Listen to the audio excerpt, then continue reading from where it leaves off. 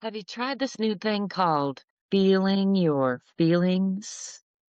Sitting with yourself? If you have, you might have discovered that a lot of the time when we do what we think is feeling our feelings, we're actually ruminating on thoughts that don't serve us very well, and we wind up just feeling dysregulated. So perhaps that's why many of us learn to try to suppress our feelings and not feel them. And for that reason, many of us don't have great skills when it comes to feeling our feelings, sitting with ourselves and our feelings.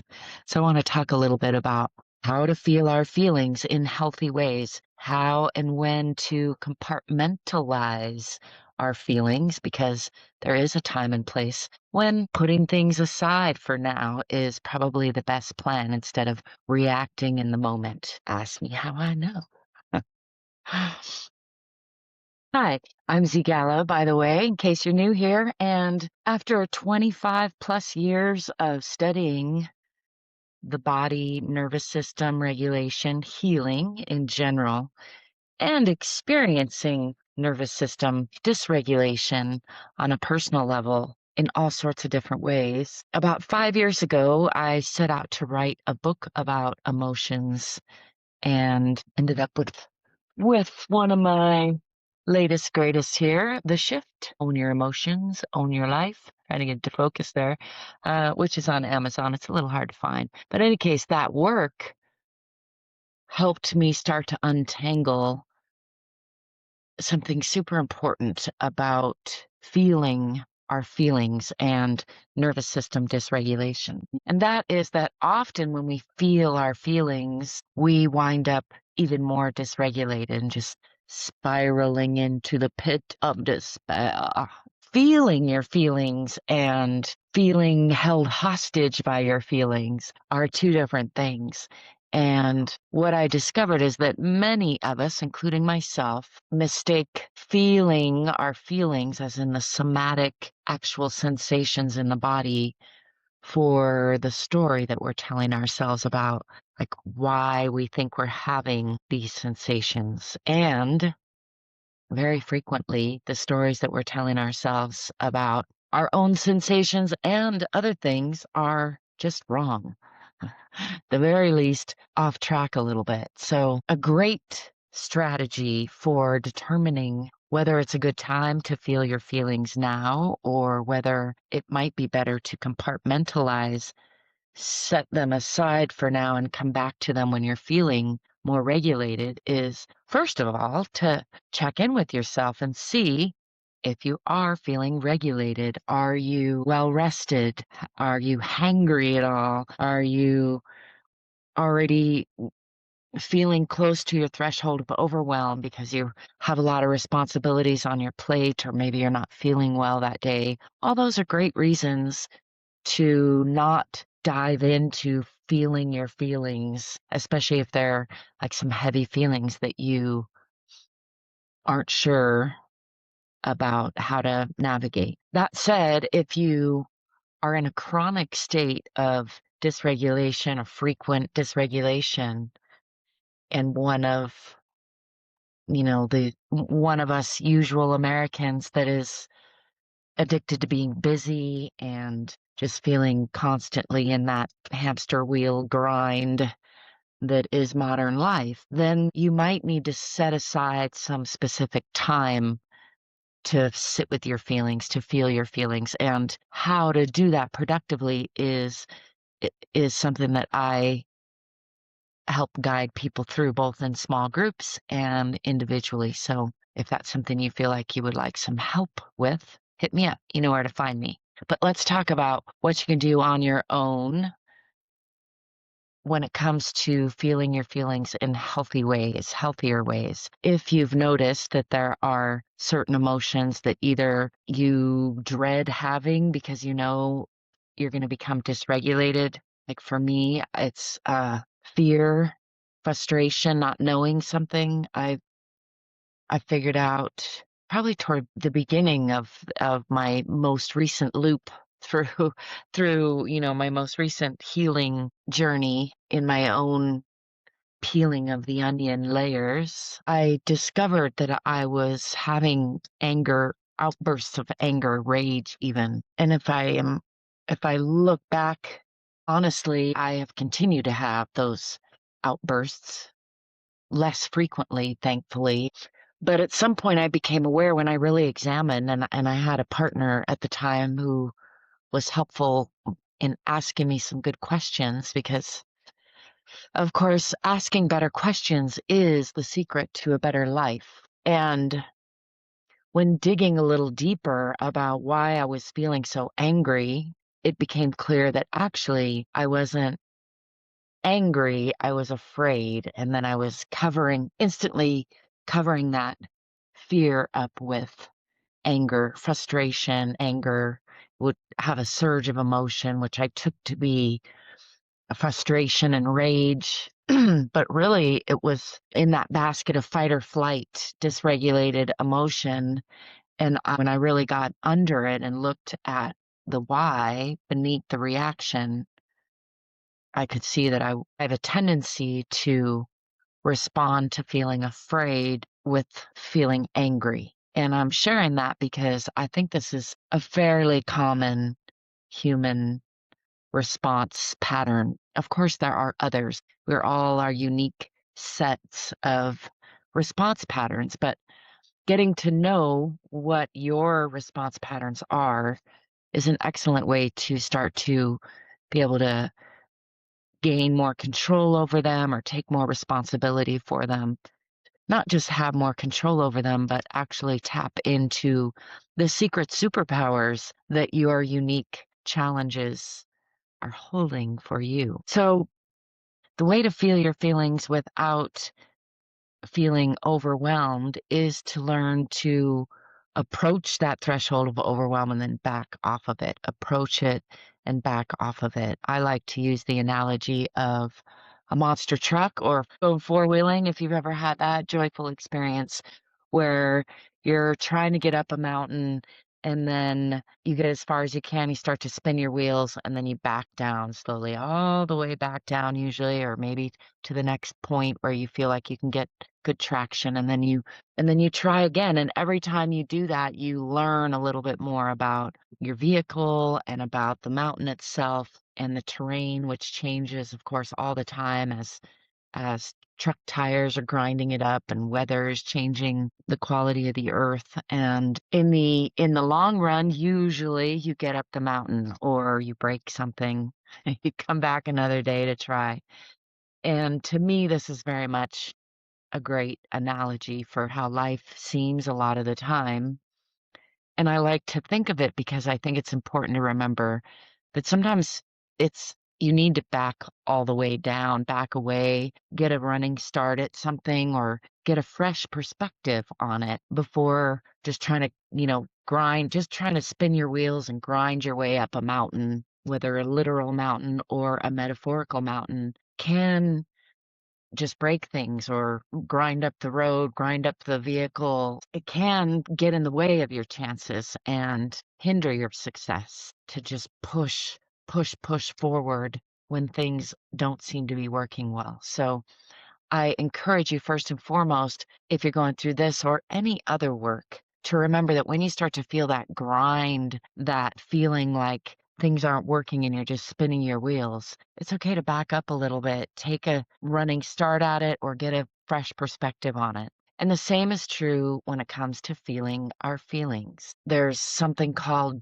dual awareness, where it's a lot like watching a movie about your feelings instead of being submerged in the feelings themselves, as in you're in the movie or in a nightmare. Instead, you can be like you're watching a movie where you can feel the emotions to an extent, relate to what's going on, but with a little bit of distance, as if you were a bird on the windowsill or just an aspect of yourself, like maybe your future self or even your past self that's looking at yourself now and hopefully with some compassion. So the problem with just feel your feelings is that if you mistake your thoughts for your feelings, you might just end up ruminating on thoughts that are creating negative feelings or dysregulated feelings in your body.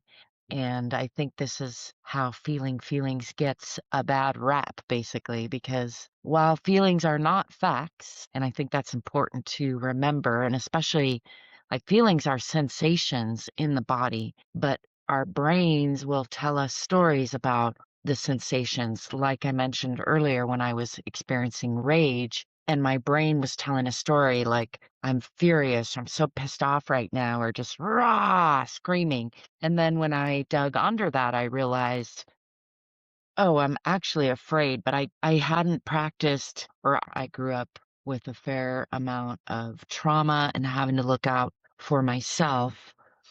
And when you're living on the streets and out in the wild, it's important not to show fear. And so it makes sense that I learned this coping strategy of covering fear with anger, and that's a fairly common pattern, again, not just in humans.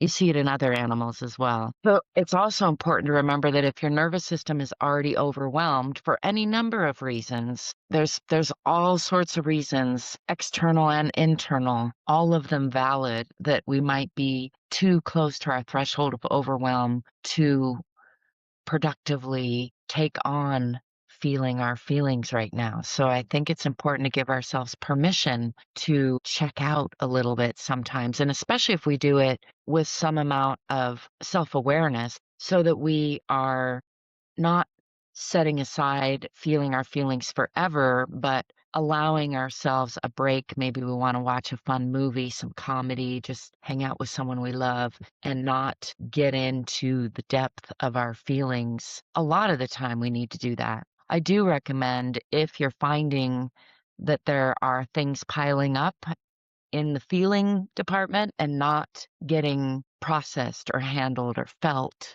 in a healthy, safe space, that you set a container for yourself. It can be as little as 2 minutes at a time. I am frequently impressed by how much time 2 minutes can actually be. Even 1 minute is 60 whole seconds. And frequently, when I do 2-minute exercises where I'll set the timer, which, by the way, is a great tool to use, a timer, an egg timer, or I use the timer on my phone quite frequently. And setting a timer for 2 minutes, if I'm intent on doing something like writing about a negative feeling or digging a little deeper into what I really want, often it seems like my sense of time shifts dramatically, and it might seem like 2 minutes has already gone by, and I'll look at my timer and it's only been 1 minute, for example. Or other times I might get into it, and before I know it, the timer is going by and I feel like I want to spend more time on it. And I have the luxury of giving myself permission to spend a few more minutes on my own feelings or, working on whatever it is I'm working on. Usually. And again, I think it's important to acknowledge that sometimes we don't have that time. Sometimes we have other commitments. We have appointments, we have jobs, we have things that need tending to that don't allow us to dive into our feelings all the time. This is why I have created the Human Reboot Dojo, largely as a safe space, a container community to practice feeling feelings, practice these 2-minute tools for nervous system re-regulation, which I've collected and like to keep practicing myself. And whether you would like to join the Human Reboot Dojo or not, I highly recommend that you set aside not just those 2-minute windows, maybe twice a day for yourself to check in with yourself and feel some feelings if you can, or just make note of what needs looked into later perhaps. But also, I think a really healthy habit is to make a once a week date with yourself and or your significant other if you have one, and use that time as a safe container to examine what's come up that week that didn't get handled during the week. Um, all the successful marriages that I have witnessed that seem to be thriving in a way that I admire seem to set aside regular time. Sometimes it's daily or even twice a day, but at least once a week where they spend some quality time checking in with each other, seeing if there's something that didn't get processed during the week.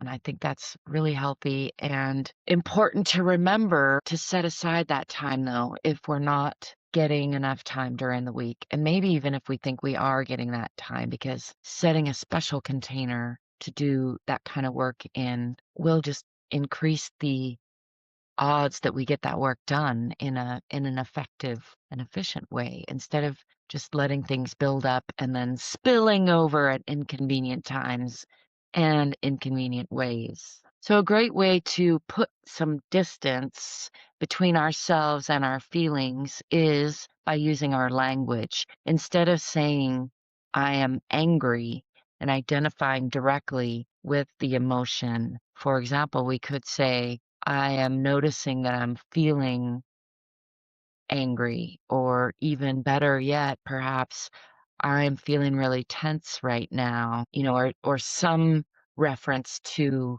a physical sensation in the body rather than a label that we are identifying ourselves with. Just by adding a few more words to our language literally can add a little more distance between ourselves and the emotions that we're experiencing when we are either dysregulated and trying to get back to a regulated state or noticing that we are approaching that threshold of overwhelm and wanting to back ourselves down a little bit. So just as a recap, when you do want to feel your feelings is when you're feeling well rested, well regulated, things are safe, you're already in a safe, secure, coherent space. That's a great time to go ahead and let yourself feel your feelings. Now, I'm saying this as if you have complete control, and when you don't want to feel your feelings, you're just not going to feel them. And that's not true. I think most of us are going to feel whatever we're going to feel in the moment. And this could be messier than many of us might wish it was. Learning the skill of compartmentalizing instead of allowing ourselves to just ruminate or have in the habit, as I used to have and still sometimes have, of going fully into feeling the feeling and then into the brain, explaining the feeling, trying to make sense of the feeling, trying to explain the feeling to someone else who may not be prepared to handle any of it, let alone all of it, is a recipe for ruined relationships. Ask me how I know. So instead of just feeling your feelings in the moment all the time, it's a great practice to pause a little bit, just notice if it's how you're feeling in relationship to that threshold of overwhelm, as I like to call it. If 10 is spilling over, then rate yourself on a scale of 1 to 10. Where are you right now? And if you're at a 7, 8, 9, or 10, then go ahead and make the conscious choice to make a note to yourself what emotions you're feeling. If you can, note any sensations in your body that are going on, and then give yourself some time, maybe later in the day when you're in your car in the transition between work and home or home and work, or in the bathroom for a couple minutes, or if you can take a walk after dinner, a nice evening sunset walk. Those are all great times if you're feeling regulated to then explore what you were feeling, what sensations were in your body, and why you were having those sensations or those reactions. As I shared, you might find upon examination that what you thought you were feeling, the story that you were telling yourself about what you were feeling, wasn't actually true. In fact, the majority of the time, I hate to break it to you, but our brains are telling inaccurate stories more often than not. And if you're like me and you've had a lot of trauma in your background, then you probably have a shitty storyteller up here. I definitely have discovered I have quite an abusive, crappy storyteller, narrator in my mind, and I hadn't really realized that until quite embarrassingly late in life, if I'm honest about it, especially considering how much I journaled and spent time feeling my feelings and ruminating on them and telling stories about them. But lo and behold, that did not help me process them. It did not help me communicate them to other people. It did not help me develop loving, close relationships with other human beings. And so now I am learning new ways of feeling my feelings where I check myself more often. I still wreck myself sometimes, but I'm getting better at it with practice. And again, this is why I've created the Human Reboot Dojo, where I am hosting monthly 3-day resets, and I have replays, a growing body of resource material there, and a small community that gets together and shares what's working, what's not working. That is free. You are welcome to join us. I also do offer one-on-one sessions. If that sounds like something you would like more help with, let me know. You know where to find me. If this is making something click for you, and if you've ever felt caught in that confusion between feeling your feelings and drowning in them, you'll probably love the Human Reboot Dojo. It's my free community where I host 3-day resets once a month, and I have a collection of 2-minute tool replays. I pop on there quite frequently to answer questions. I'm Z Gala. Thanks for stopping by. Remember, you're bigger than your feelings. I'll see you on the next one. Bye.